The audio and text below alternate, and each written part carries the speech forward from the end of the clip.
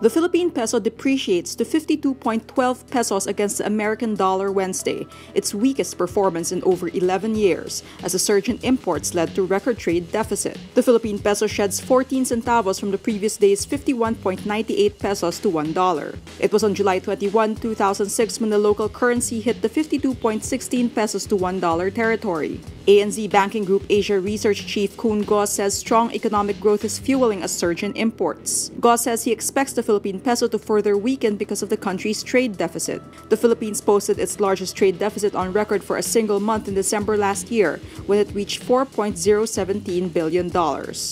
Budget Secretary Benjamin Jokno says the Philippine peso's further depreciation does not indicate a weak economy. Jokno says, quote, "We need a competitive peso, not strong peso."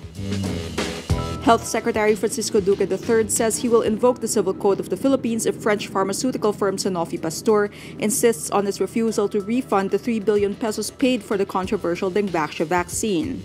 Duque cites a civil code provision saying the government wouldn't have agreed to the price if they admitted the limited effects of the product. He adds the government would buy fewer doses or would not buy the vaccine at all if there were a full disclosure. Sanofi announced Dengvaxia may cause an individual to develop severe dengue if the person had not been infected by the virus before immunization. Duque immediately suspended the program, but not before more than 837,000 children were injected the risky vaccine. He first demanded that Sanofi return 1.4 billion pesos to the government, equivalent to the amount of the Dengvaxia vaccine vials used during the immunization program.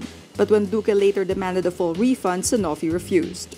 Sanofi Asia Pacific Chief Thomas Triumph said returning the full amount to the Philippines would create confusion and would give a wrong impression of the efficacy of the product. A former student armed with an AR-15 rifle opens fire at the Florida high school Wednesday, killing at least 17.